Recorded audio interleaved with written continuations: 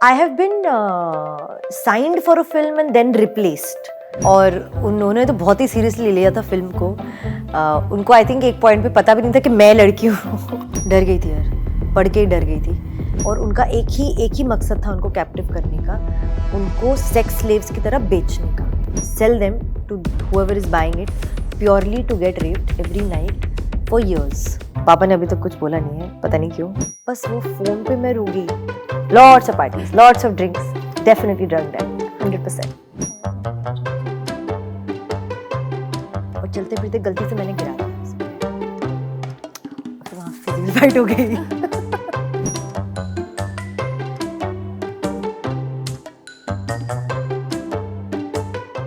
एक छोरी है जिसने ऐसी छलांग मारी है कि अब जनहित में जारी है कि वो अकेली सब पर भारी है. हम बात कर रहे हैं नुसरत भरोचा की. आपका स्वागत है फिल्मी बीट में. Hi, thank you for having me. Okay, so सबसे पहले हम बात करते हैं ऑफ कोर्स अकेली की. ट्रेलर देखा, काफ़ी अमेजिंग है, काफ़ी कमाल के आप लग रहे हो. एंड वो एक जो सीन था जहाँ पर आप भागने की कोशिश कर रहे होते, बट सब तरफ से आपको घेर लिया जाता है गन्स के साथ में. सो वो काफ़ी अमेजिंग लगा मुझे ट्रेलर में. So, आप क्या कहना चाहेंगे या कुछ बताना चाहेंगे फिल्म के बारे में? अरे वहाँ तो जो लोग थे वो गन्स के साथ, वहाँ के हमारे एक्टर्स थे और उन्होंने तो बहुत ही सीरियसली लिया था फिल्म को. उनको आई थिंक एक पॉइंट पे पता भी नहीं था कि मैं लड़की हूँ फिल्म की या मैं एक्ट्रेस हूँ.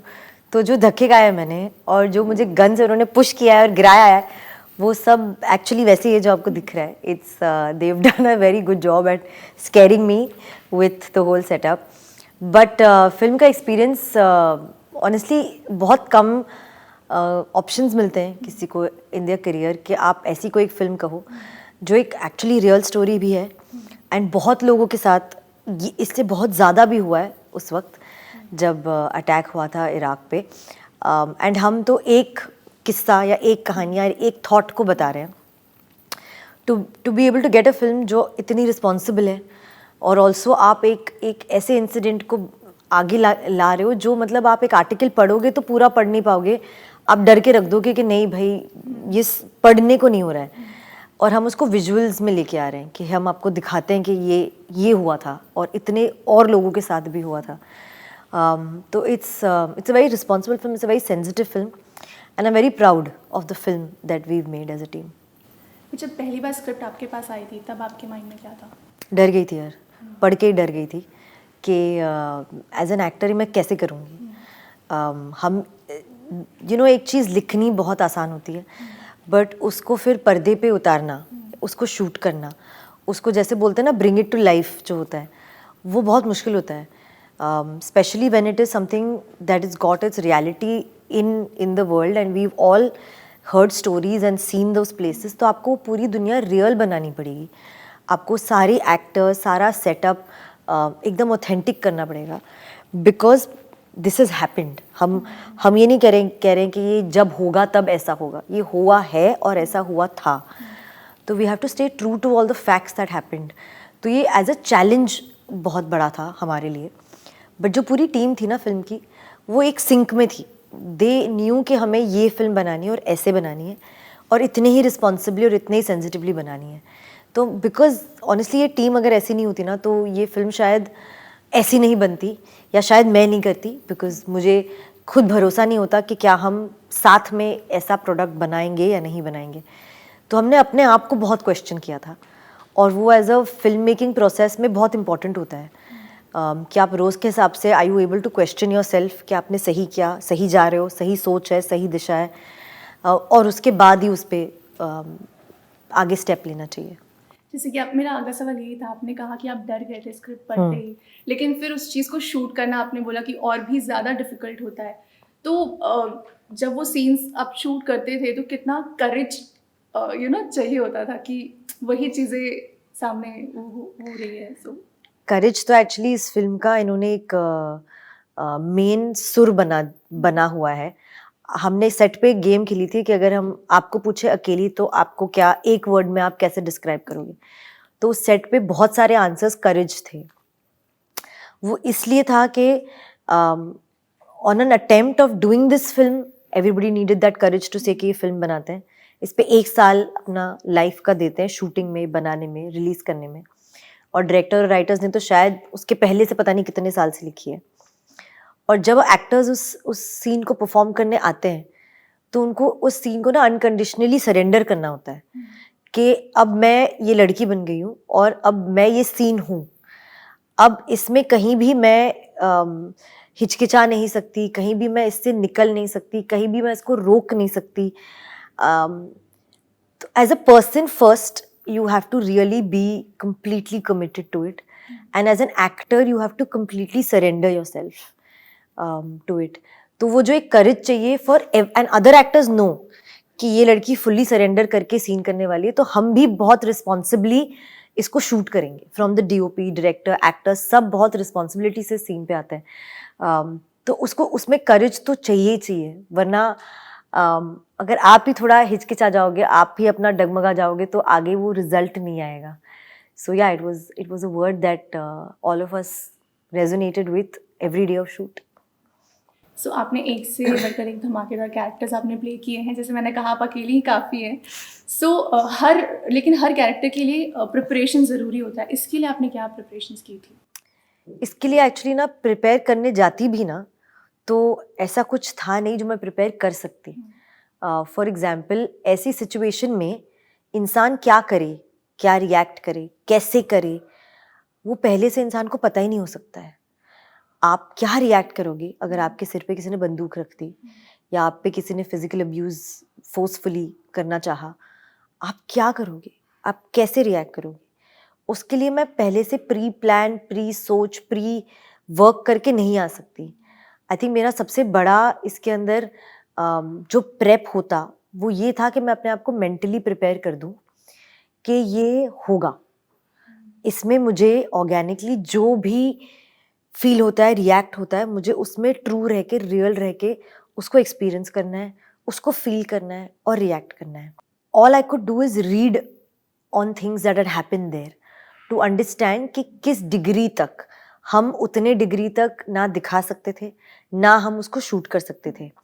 बट टू नो कि इतना कुछ औरतों ने सहा था या इतने वक्त तक उनके साथ इतना कुछ हुआ था, वो अगर आपको इन्फॉर्मेशन होती है, उस इन्फॉर्मेशन से आप खुद भी बहुत सारी चीज़ें फील करते हो।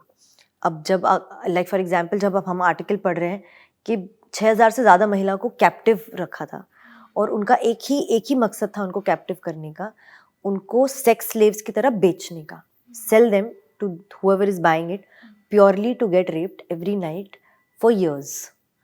Now when it is to get raped for every night for years, it's not something you can read and it's not something you can prepare for. You don't know what happens to, क्योंकि हमारी life में कभी नहीं हो सकता ये हमारे साथ, राइट? कभी हुआ नहीं है, हो तो सकता है पता नहीं, बट कभी हुआ नहीं है। तो उसके लिए मैं प्री प्लान करके आऊँगी ना तो इट विल जस्ट थॉट ही नहीं है, इमेजिनेशन ही नहीं है मैं क्या क्या प्लान करके आऊँ।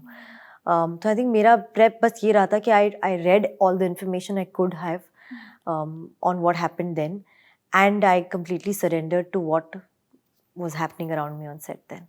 बट जिनके साथ ये सब कुछ हुआ है ऑलरेडी, तो ऐसा हुआ है कि आप उनमें से किसी को मिली हो शूट के पहले या फिर? नहीं, आई थिंक मेरे डायरेक्टर किसी को जानते थे, है, I don't know, but it's not something they are very happy to talk about, discuss. They don't want to revisit it. They don't want to think about it. तो it's not okay कि मुझे film के लिए जानना है तो मैं उसको वापस खरीदूँ या वापस उसे bring out करूँ। There's enough material that I can read up on the net, on news channels जिन्होंने जो भी तब कवर किया था, जिससे मैं अपना एक वर्ल्ड और इमेजिनेशन बना सकती हूँ और उसमें अपने आप को ढालने की कोशिश कर सकती हूँ, जो मैंने किया। एक्चुअली इतना सेंसिटिव टॉपिक है कि इसमें सवाल ही कम। जी, आई अंडरस्टैंड। सो ट्रेलर देखने के बाद फैमिली से, फ्रेंड्स से वो एक बेस्ट कॉम्प्लीमेंट जो आपको मिला?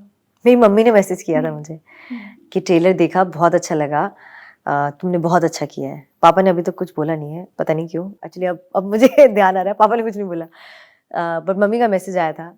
एंड मेरी एक बहुत अच्छी दोस्त है जो मेरे साथ कॉलेज में थी कुछ टाइम तक, फिर वो फिल्मों में मार्केटिंग करने आई और फिर एक फिल्म की प्रोड्यूसर बनी है, वो भी मैंने उसके साथ फिल्म की थी, तो मेरी बहुत क्लोज दोस्त है, उसने मेरा सारा काम देखा है। तो उसने ट्रेलर देख के कॉल मुझे किया और उसने जो रिएक्ट किया जिस तरह से, उसने भी शब्द कम बोले थे, सिर्फ एक्सप्रेशंस थे उसकी आवाज़ में। आ, बस वो फ़ोन पे मैं रो गई, क्योंकि मेरी इतनी क्लोज दोस्त इतनी अफेक्ट हो गई कि वो खुद नहीं बोल पा रही थी कुछ। तो वो emotion somewhere it filled me with a lot of happiness. I think those were tears of happiness only, where I was like अरे यार thanks. Okay, that's what I'm saying. I think we as a whole team, we're very proud of what we've made. Yeah, we're really proud of it. अगर location की बात करें तो कहाँ पर shoot हुआ है? हमने ये फिल्म उज़्बेकिस्तान में शूट की थी। प्रैक्टिकली वो एक जगह, क्योंकि इस फिल्म को करने के लिए जो हमें सेटअप चाहिए, जो हमें सपोर्ट चाहिए, जो हमें लोग चाहिए, वो बहुत करेक्ट होना ज़रूरी है। एंड प्रैक्टिकली वो कितनी जगहों पे करना पॉसिबल है, वो ऑप्शंस भी बहुत लिमिटेड थे। तो थैंकफुली उज़्बेकिस्तान में हमें वो ऑप्शंस मिले और हमें वो सपोर्ट मिला वहाँ से। और हमें एग्जैक्टली वही जो हमने एक, जहाँ आप कह रहे हो ना कि मैं भाग के निकलती हूँ और हाथ ऊपर करती हूँ और सारी, वो रियल लोकेशन है, हमने उसको बनाया नहीं है कहीं। वो वैसी ही बिल्डिंग, उतनी ही टूटी फूटी डिलैपिडेटेड, वहाँ भी कोई कुछ तो हुआ होगा, कुछ वायलेंस हुआ होगा, we have no idea stories of things, of कहाँ क्या होता है। तो वो बिल्डिंग हमें एग्जैक्टली वैसी मिली थी। एंड वो हमारी फिल्म के उस सीन की इमेजिनेशन में इतनी प्यारी से बैठ गई थी कि ऐसी वाली चीज़ें मैजिकली हो जाती है। But that's why we went also to Uzbekistan. हमने 80% 90% फिल्म वहीं शूट की है, पूरी की पूरी फिल्म एक्चुअली मोस्टली। तो वो हमें बहुत हेल्प किया है, because visuals is what the audience connects to.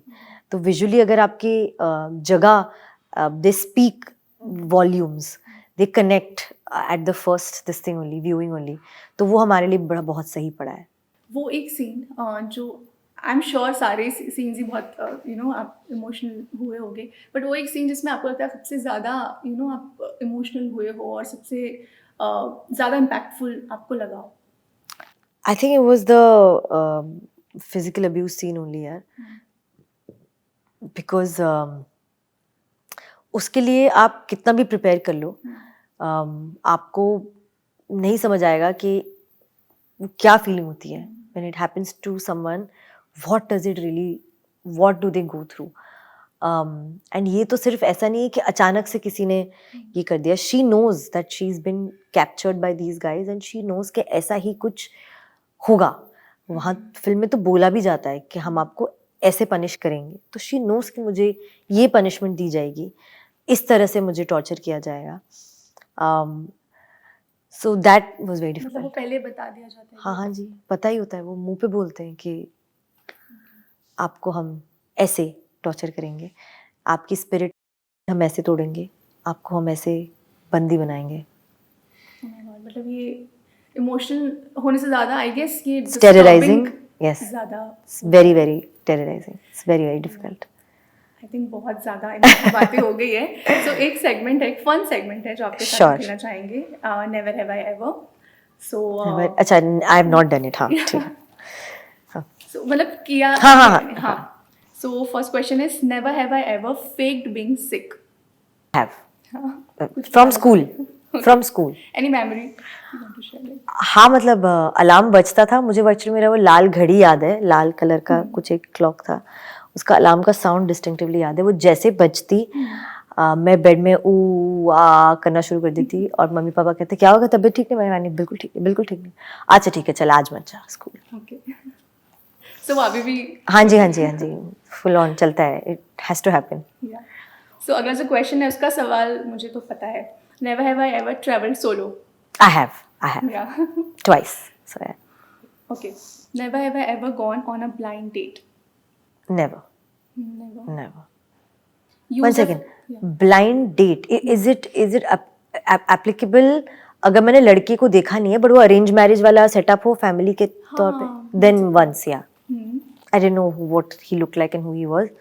Mummy papa ने रिश्ता देखा था, बोला जाके मिल लो, मैं जाके हाँ जी, मैं जाके मिल के आ गई। बहुत साल पहले यार, पता नहीं 7-8 साल पहले, I don't remember the years back. Okay. Used a fake ID? No, I don't have any fake IDs. I mean, for what? Social media. नहीं. No. Okay, pretended to be on phone. Oh yeah. Oh, that's my best escape tactic. When I have to leave a party or if I want to walk away from a room or this thing, एक second I'm on a call. Actually, there are few friends of mine who know कि अगर ऐसे अतरंगी time पे नुशरत का call आ गया तो talk and keep talking till she is able to leave from wherever she is. Okay. Very, very standard tactic. All right. Never have I ever stolen anything. Childhood में. नहीं, मतलब एक लड्डू भी नहीं चुराया मैंने खुद के किचन से भी. नहीं, सामने जाके खा के आती हूँ. No. Okay. Drunk dialed my ex. Oh yeah. Lots of parties. Lots of drinks. Definitely drunk dialed. 100%. फिर क्या जवाब आता है? याद थोड़ी है. मैंने क्या बोला वो भी याद नहीं है मुझे. अगले दिन उठ के लास्ट डायल में दिखता मैंने कहा ओ नो ये कैसे कर दिया मैंने. But yeah. Okay. Never have I ever gotten into a physical fight. I have. मुझे लगा आप हाँ बोलेंगे. No, I have. There was a time I remember I was going to a college festival and there was some guy जिसने मेरी एक बहुत अच्छी दोस्त को बहुत stalk is not the right word but eve teasing stalk किया था. So she saw him at a festival and she said he's that same guy and वो बहुत डर गई.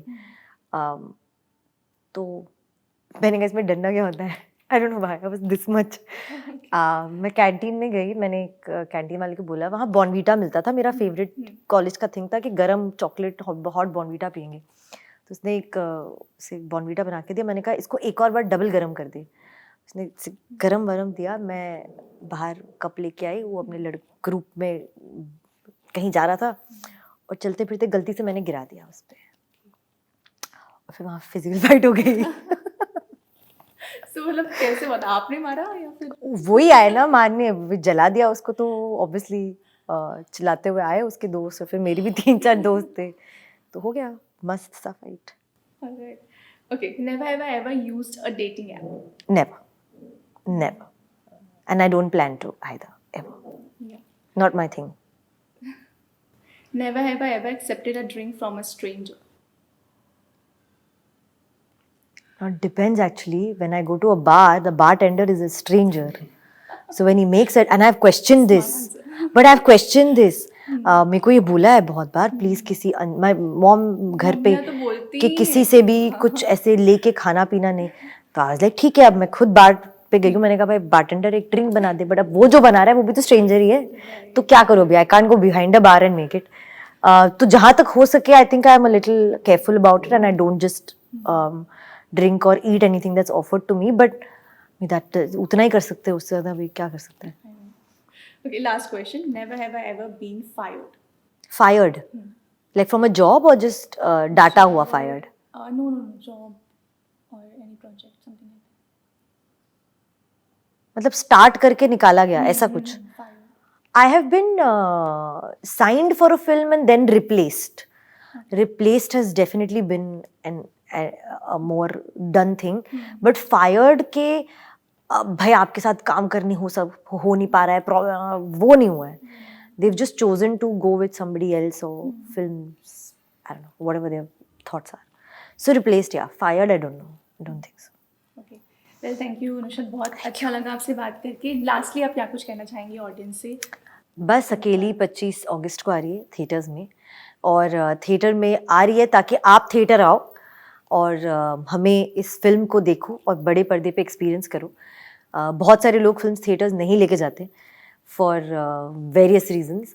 बट वी रियली थॉट कि ये फिल्म ऑडियंस तक पहुंचनी चाहिए और ये है वो फिल्म जो आप बड़े पर्दे पे बैठ के उसका थ्रिल, उसका इमोशन, उसका जो सर्वाइवल का एक बैटल है it's very gripping. I think वो आप बड़े पर्दे पे ही प्रॉपर्ली एक्सपीरियंस कर सकते हो. सो 25th August in theaters near you. Thank you so much. One channel ID, your name and Filmy Beat. Hi, I'm Nusrat Bharucha and you're watching me on Filmy Beat.